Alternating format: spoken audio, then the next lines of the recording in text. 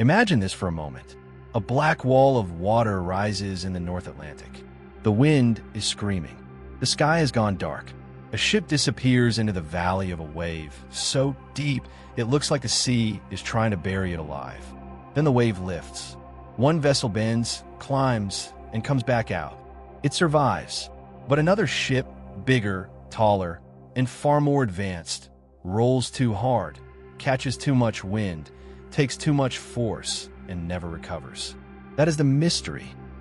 How could the Vikings, sailing in what many people would call primitive wooden boats, survive seas so violent that later European ships, built by powerful kingdoms and loaded with wealth, sometimes could not?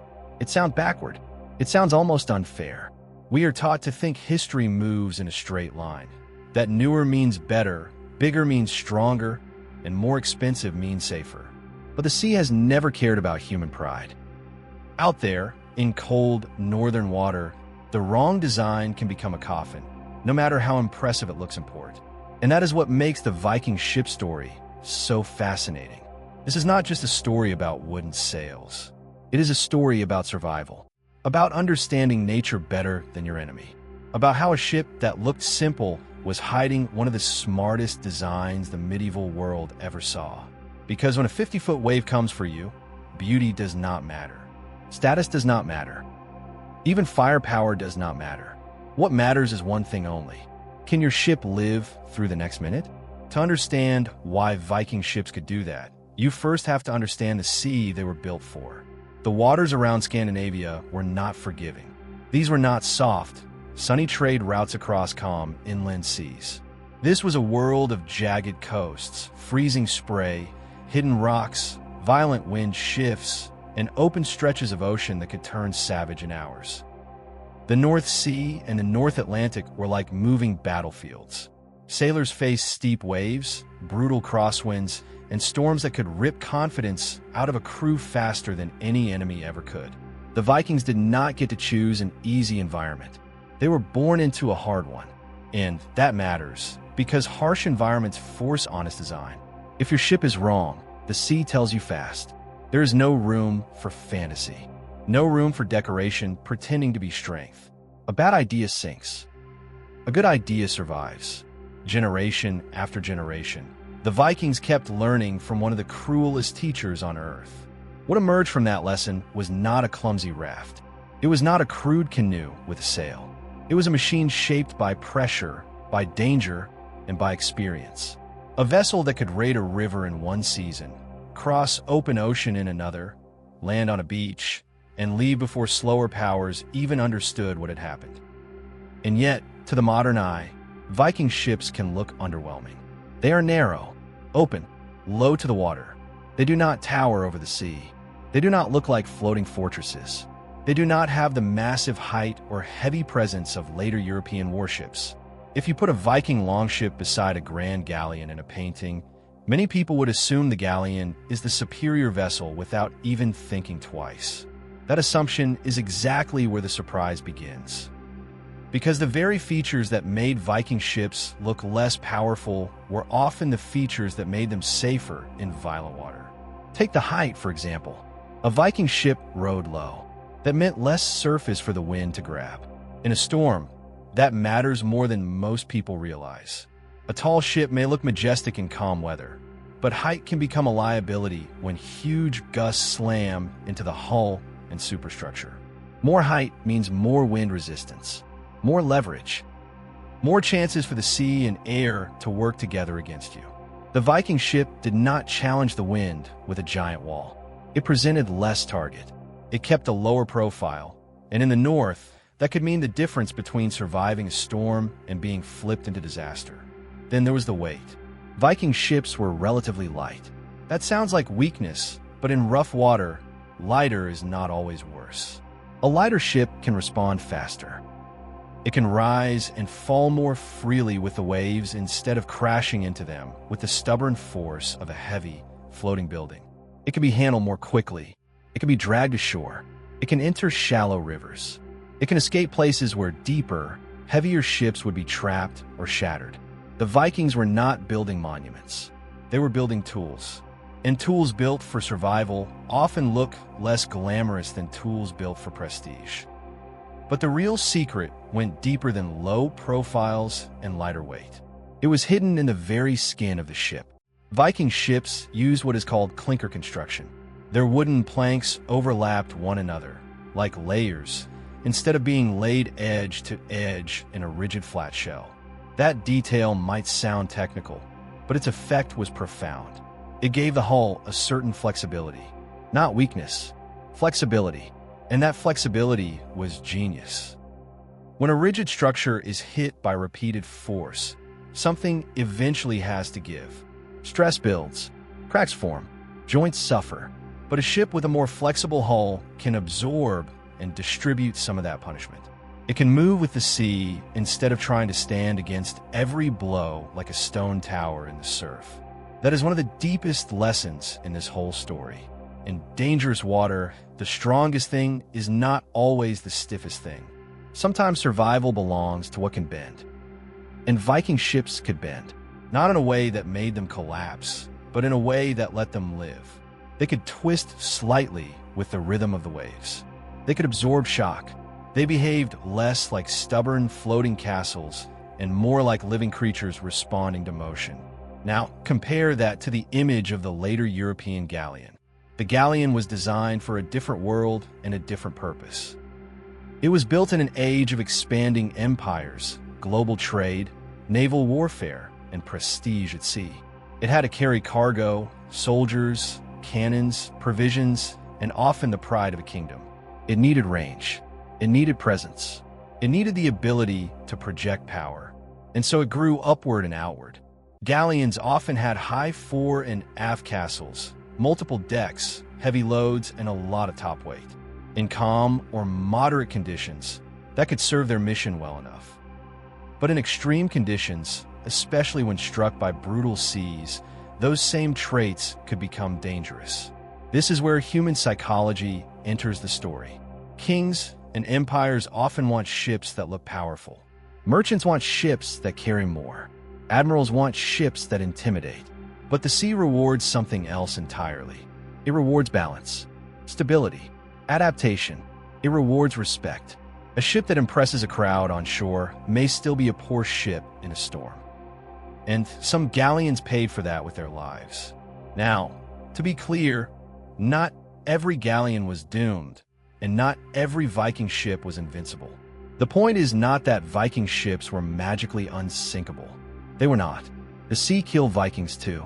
But when it came to handling rough northern conditions, the Viking design had advantages that look almost shocking when you compare them to later, more complicated ships.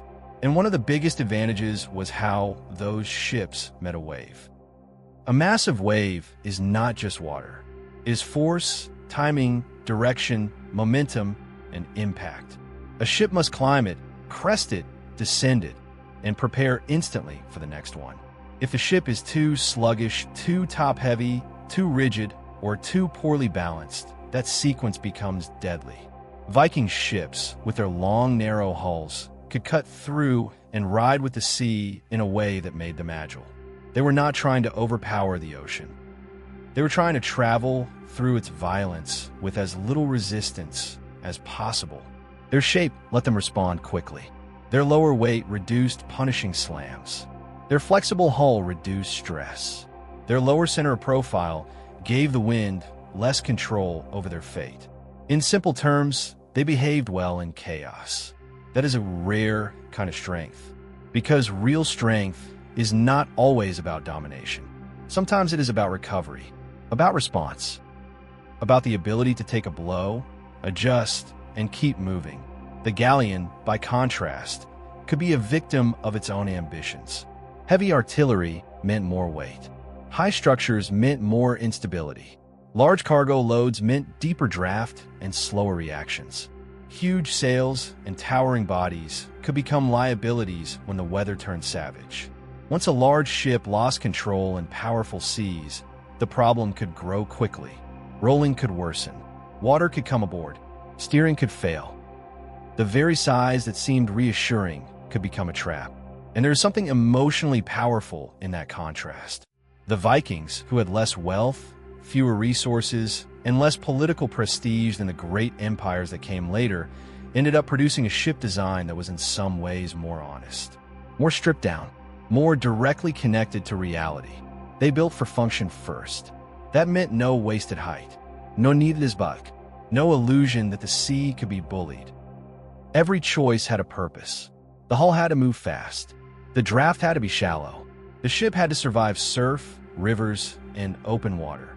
It had to carry warriors one day and cross dangerous distances the next. It had to be practical, not theatrical. That practicality made the Viking ship one of the most versatile vessels of its time. Think about what that meant in real life. A crew could approach along rough coastlines, navigate narrow waters, cross open sea, land directly on shore, and leave before defenders regrouped. The ship was not just transportation. It was an extension of Viking strategy. Mobility became a weapon. Flexibility became power. Good design became fear. And the more you look at it, the more you realize this is bigger than shipbuilding. Because history is full of moments where the advanced side loses to the side that is simply better adapted. Bigger armies lose to smaller ones that understand the terrain. Richer empires lose to tougher enemies who understand hardship. Complex systems fail where simple systems endure. Human beings keep making the same mistake. We confuse appearance with effectiveness.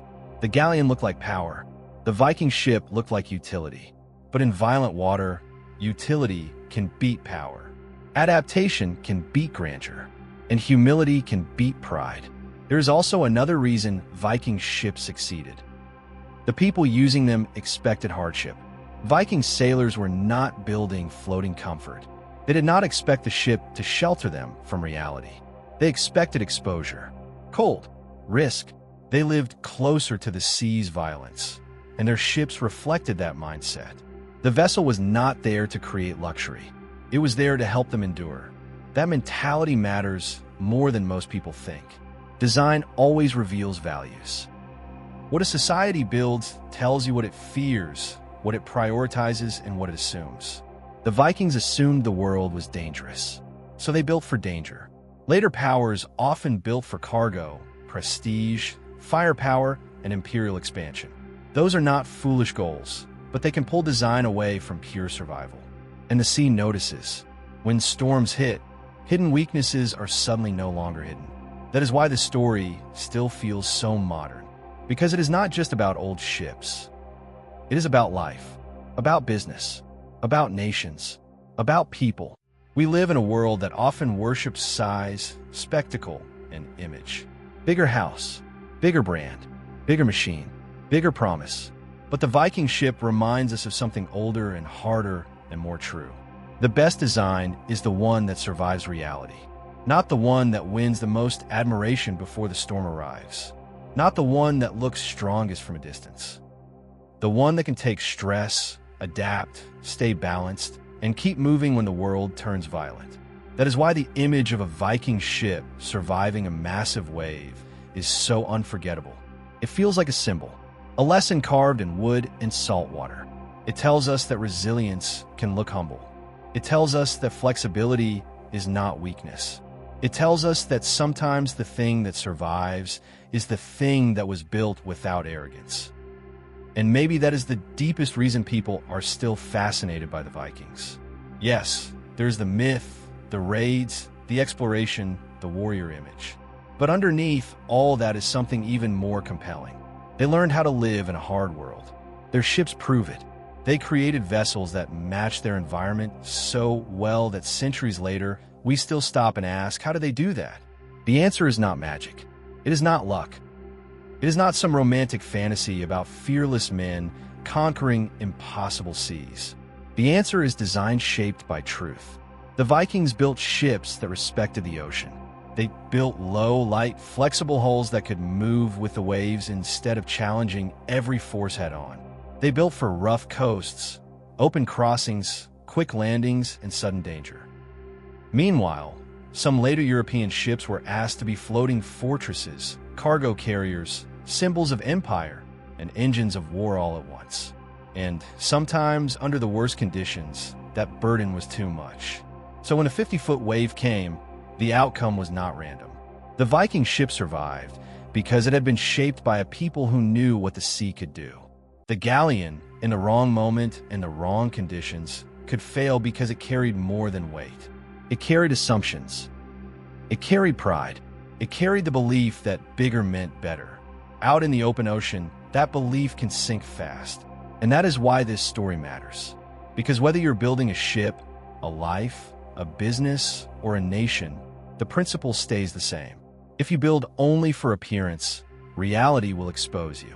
If you build for truth, for resilience, for adaptation, you stand a better chance when the storm comes. The Vikings understood that. Their ships were proof.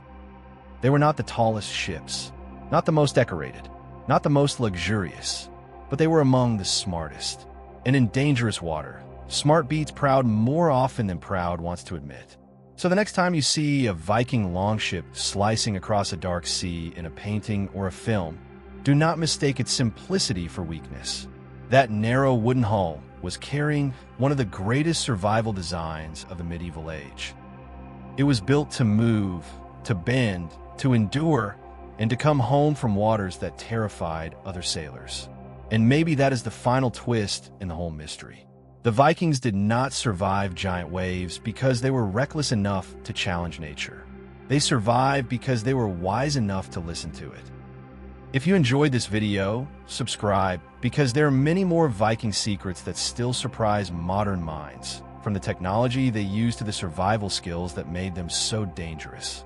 And if you want to see more stories about how ancient people mastered worlds that should have destroyed them, stay with us, because the next one might change the way you see history forever.